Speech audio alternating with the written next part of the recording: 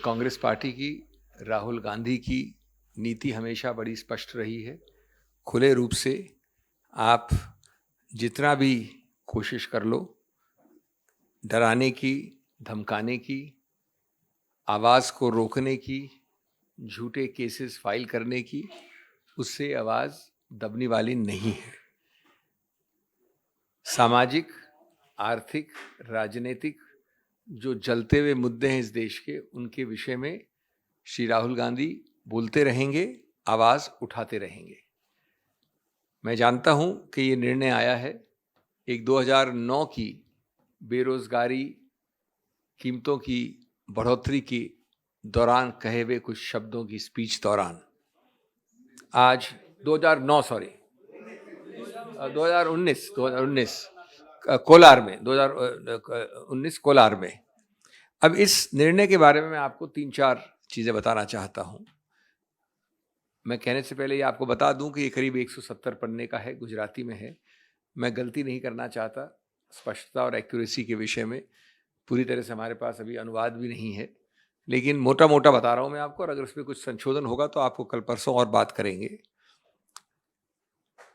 Number 1, मानहानि के विषय में एक सिद्धांत कानून का मूल सिद्धांत है, और वो ये है कि आपको किसी स्पष्ट व्यक्ति या स्पष्ट चीज के विषय में मानहानि करनी चाहिए, आरोपित रूप से कम से कम। आप मानहानि एक मोटे मोटे बड़े बड़े मुद्दे के विषय में नहीं कर सकते। एक ऐसे विषय के बारे में जिसमें स्पष्टता नहीं है, एक व्यक्ति विशेष के विरुद्ध आक्षेप नहीं है,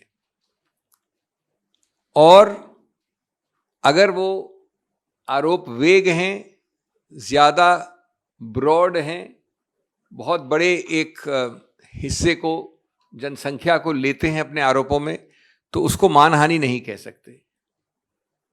नंबर 2, उससे भी ज्यादा महत्वपूर्ण,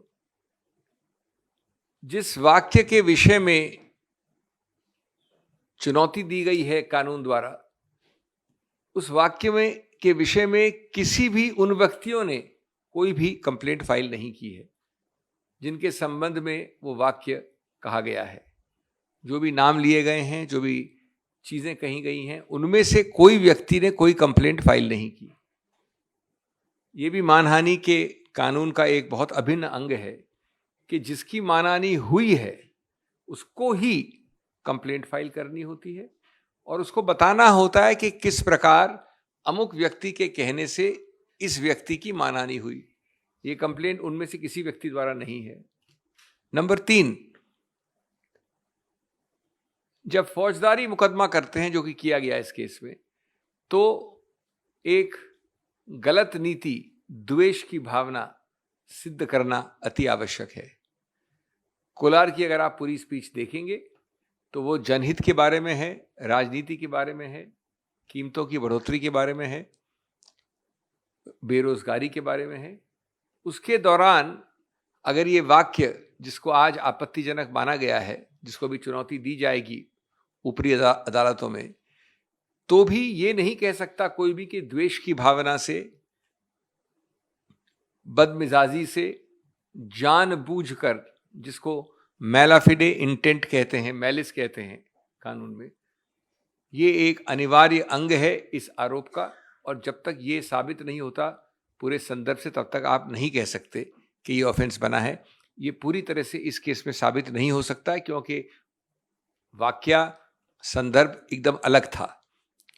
चौथा, और ये चीज़ें अभी जैसा मैंने कहा इसके डिटेल्स चेक करने हैं, लेकिन जो अभी उनको अभी तक तथ्य मिले हैं उसके अनुसार ये मामला काफी अरसे तक एक मैजिस्ट्रेट मिस्टर एक्स के सामने था।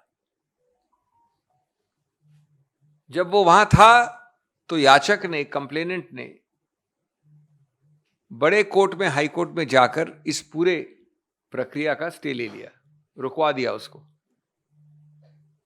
काफी अरसे तक, कई महीनों तक। जब उस व्यक्ति का स्थानांतरण हुआ या वो उस ओहदे से हट गए, तो ये याचिका जो ऊपरी अदालत में डाली गई थी उसको विड्रॉ कर लिया गया, और ये वापस नीचे आ गई एक भिन्न मैजिस्ट्रेट के सामने, जहां अभी आपको निर्णय अब आया है। तो इसकी तारीखें, इस प्रक्रिया को भी हम गौर से देखेंगे कि एक ठीक प्रकार से ये न्यायिक प्रक्रिया हुई है कि नहीं। लेकिन प्राथमिक दृष्टि से ये चौथा मुद्दा भी अत्यंत महत्वपूर्ण है। पांचवा, एक प्रावधान है कानून में, उसको 202 कहते हैं। 202 विशेष रूप से बनाया गया उनके लिए कि अगर वारदात हुई कोलार में और आपने जाके त्रिवेंद्रम में कंप्लेंट फाइल कर दी, वारदात हुई कोलार में और आपने जाके श्रीनगर में कंप्लेंट फाइल कर दी,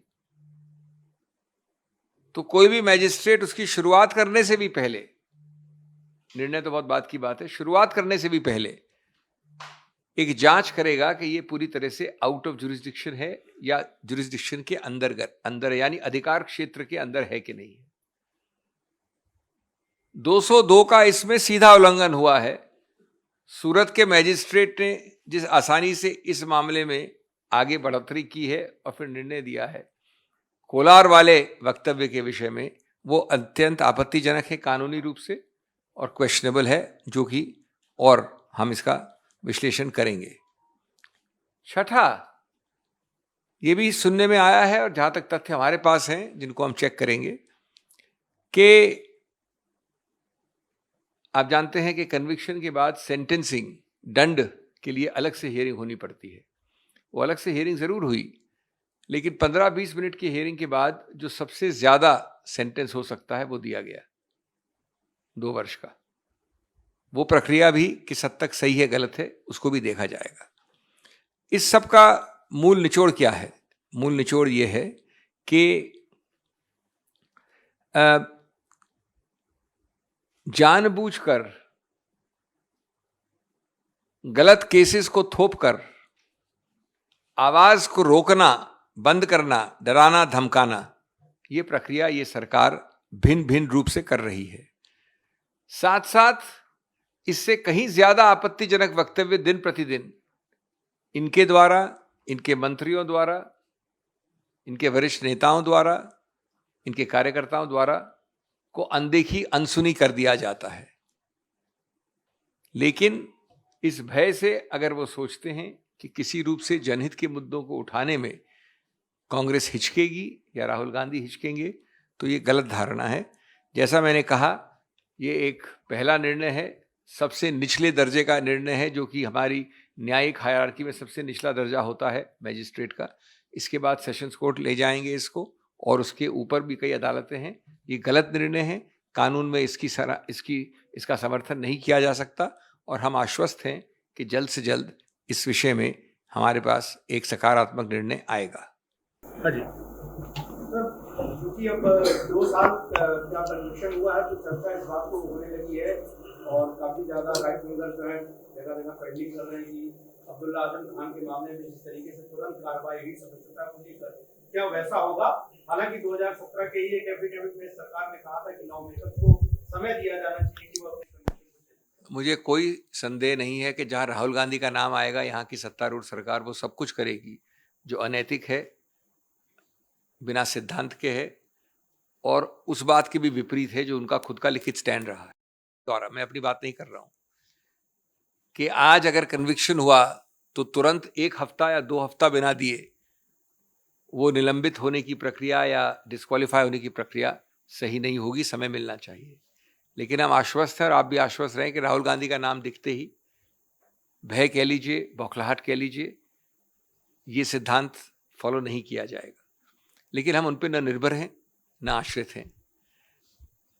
इस कानून में जो किया जाए, इस निर्णय के विषय में जो चुनौती दी जाएगी वो ली जाएगी, और हमें विश्वास है कि इसको स्टे किया जाएगा निकट भविष्य में।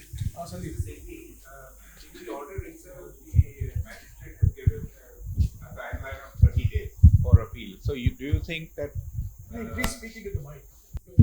do you think, or rather I'm asking you, that is the speaker or the chair of Lok Sabha, of which Mr. Gandhi is a member, is he empowered to sort of short circuit this timeline? No, let me correct you. 30 days of suspension of sentence does not have anything to do with the disqualification issue in law. the disqualification issue is dependent on stay of conviction, not of sentence. They're two different things. So that is a different proceeding. But yes, any reasonable system, any reasonable, fair, non-oppressive, non-biased system would give sufficient time to a person to take some legal steps to stay the conviction. But equally, having said that, I doubt very much if this government will act in any of those four adjectives: non-biased, fair, transparent or balanced.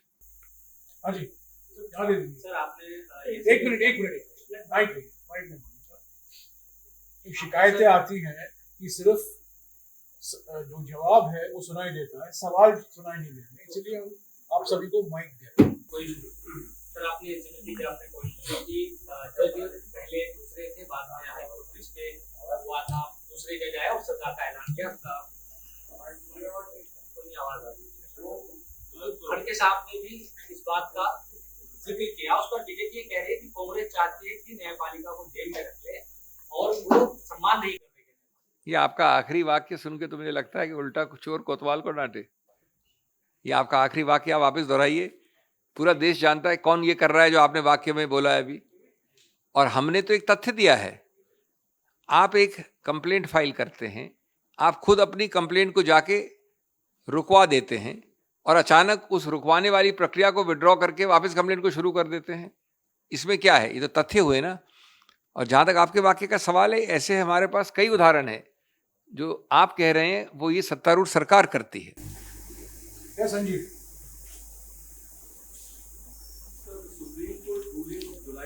13 clearly states that all convicted MLAs, MPs in a criminal case will be disqualified from holding their office from the day of conviction itself, even if the conviction is from a trial court.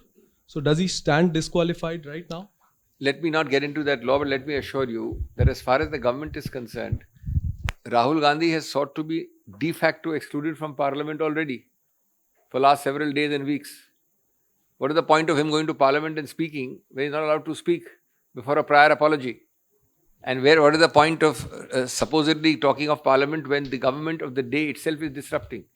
So de facto there is no difference between him not speaking in parliament and not formally entering parliament. However, these are legal issues. The judgment has come today.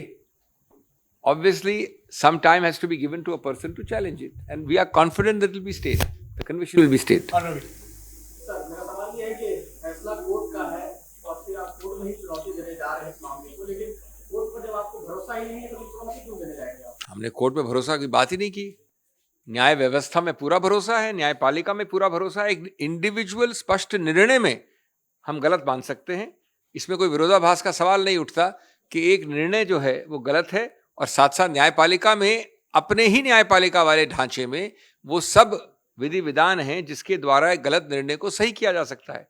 Inbuilt corrective system exist in the judicial system and certainly we are entitled to invoke our appellate rights and certainly we are entitled to say look this judgment is wrong and this judgment will be corrected. Do you know that the same High Court, in almost 75% High Courts, has a procedure whereby the same judges who sit at lunch together, which the Chief Justice also spoke at a recent conclave, which we know for decades. So he sits as a learned single judge and his colleague judges sit as a division bench and reverse him. This happens all the time. Sir आप इसका नहीं आप YouTube के लिए आप सुनाई देते sir.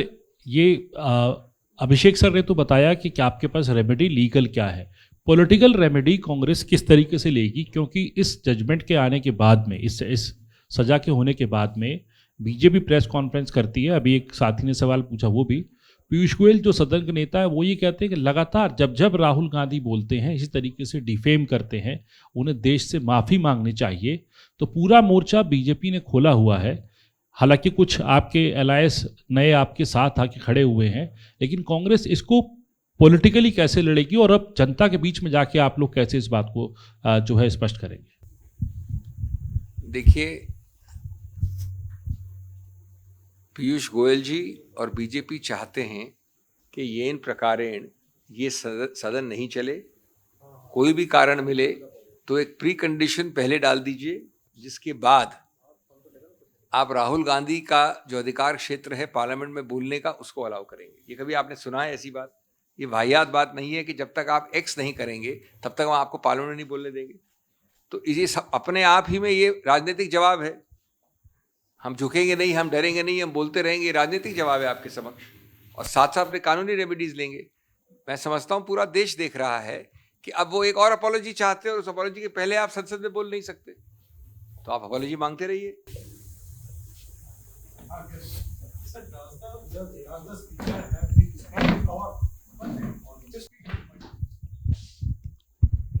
Does the speaker have any discretionary power in this, in disqualifying the MP? The answer in law is no if ultimately there is no stay of conviction.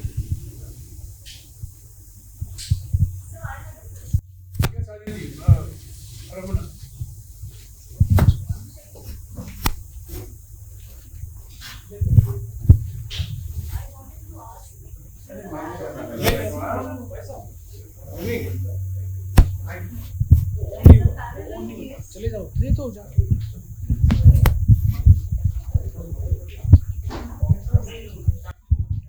Abhishek ji, there's a parallel case on the same issue in the Patna, one of the Patna courts, where the complainant is BJP MP Mr. Sushil Modi. He has made a statement to that effect. I just want to understand from you, will that be a parallel judgment, or both the cases can be combined, or will Mr. Gandhi, just in case there is another order against him, have to stand trial separately there for the same issue? No. We are talking of a judgment which has come today. Any other case has no relevance till a judgment comes. I have no idea of what stage the proceedings are.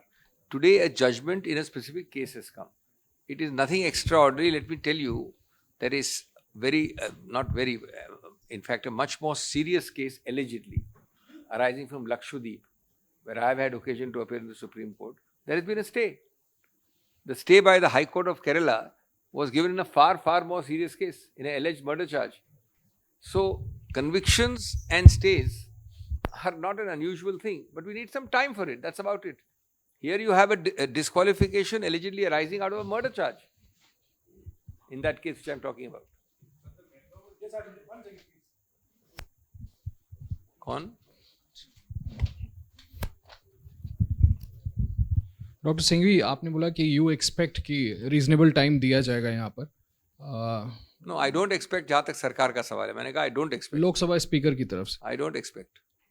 चलिए ठीक है, फिर तो मेरा question और लाजमी है। अगर बिना वक्त दिए उनकी सदस्यता रद्द कर दी जाती है तो इसको आप कैसे हैंडल करेंगे? क्या इसका रिकॉर्ड? इसका तो कोई तरीका नहीं है ना। आज निर्णय आया है, उसकी कानूनी प्रक्रिया होनी पड़ती है। निर्णय उठा के पढ़ भी नहीं पाए हैं, ये देख भी नहीं पाया हूँ मैं। उसके बाद एक याचिका बनेगी, अनुवाद होगा, फिर वो फाइल होगा। कोई तरीका नहीं ना इसका। अब ऐसा तो हो नहीं रहा है कि राहुल गांधी जी को हर दिन निमंत्रित किया जा रहा है पार्लियामेंट में बोलने के लिए। तो अगर इतना विलंब हुआ है जहां वो बोल नहीं पाए हैं, तो 2 दिन और सही, प्रक्रिया तो पूरी होनी पड़ेगी। आपने ये निर्णय कर लिया है कि पार्लियामेंट का सत्र नहीं चलेगा। आपने हर प्रकार के बहाने बनाए इस विषय में। 2 दिन और नहीं चले।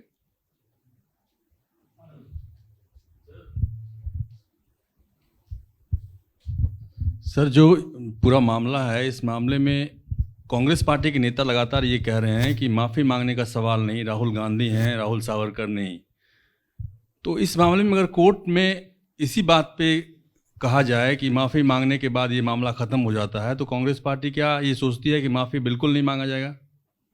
पहली बात तो कोई ऐसा हाइपोथेटिकल क्वेश्चन को हम जवाब देने की आवश्यकता नहीं समझते। कोर्ट हमसे बार्गेन नहीं करती है, ना हम कोर्ट से बार्गेन करते हैं। कानूनी जो क्रिमिनल कंप्लेंट है उसमें कोई ऐसी बार्गेनिंग संभव नहीं है। दूसरा, ये तो आपके इशू का नैरो आंसर हुआ। दूसरा, राहुल गांधी बड़े स्पष्ट हैं कि जहां उनको नहीं ऐसी कोई माफ़ी मांगनी है, जहां संदर्भ अलग है, जहां उनको लड़ना है, जहां उनके कानून के अधिकार क्षेत्र हैं, जहां चुनौती दे सकते हैं, वहां वो करेंगे। कानूनी प्रक्रिया है।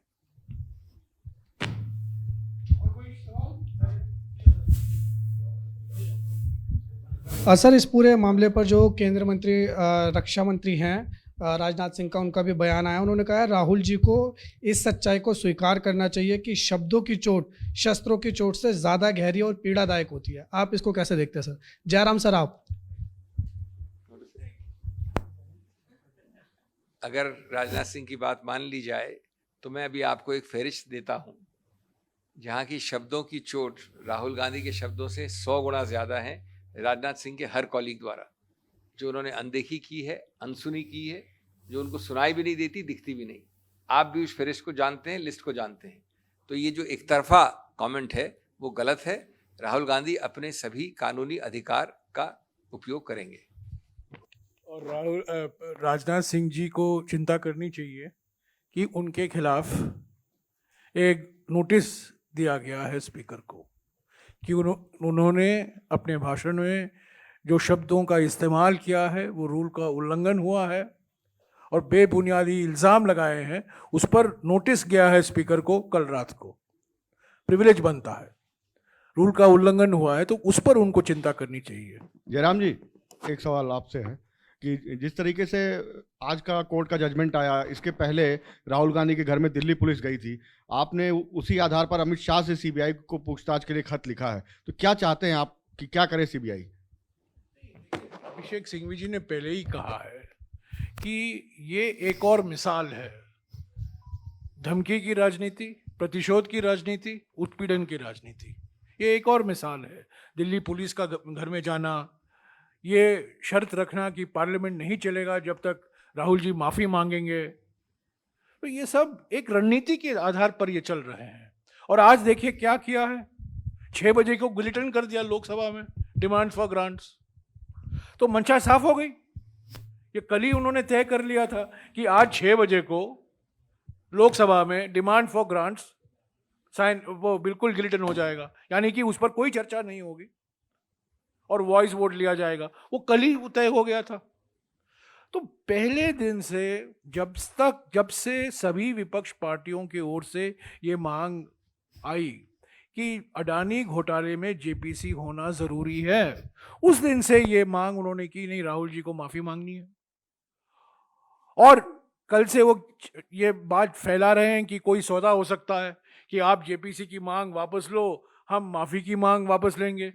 मैंने कल ही कहा था इसमें कोई सच्चाई नहीं है, औपचारिक तौर से कोई ऐसा ऑफर नहीं आया है और हम सौदाबाजी करने के लिए तैयार नहीं हैं। और कल रात को ये तय हो गया कि आज 6 बजे को गिलिटन होगा लोकसभा में। तो साफ हो गया ना कि वो बहस नहीं चाहते हैं, लोकसभा को चलाना नहीं चाहते हैं, राज्यसभा को चलाना नहीं चाहते हैं, और जल्द से जल्द इसको साइनेडाई अर्जन किया जाए, क्योंकि ये जेपीसी का मामला अभी सभी पार्टियों उठा। आज देखिए टीएमसी की ओर से भी, अब तक टीएमसी थोड़ा अलग रास्ते पर चल रही थी, आज देखिए औपचारिक तौर से टीएमसी ने क्या कहा है। उन्होंने कहा है कि अडानी का अरेस्ट होना चाहिए, गिरफ्तार होना चाहिए। हम तो जेपीसी की मांग कर रहे हैं। तो इससे बचने के लिए ये सब ड्रामा खेला जा रहा है।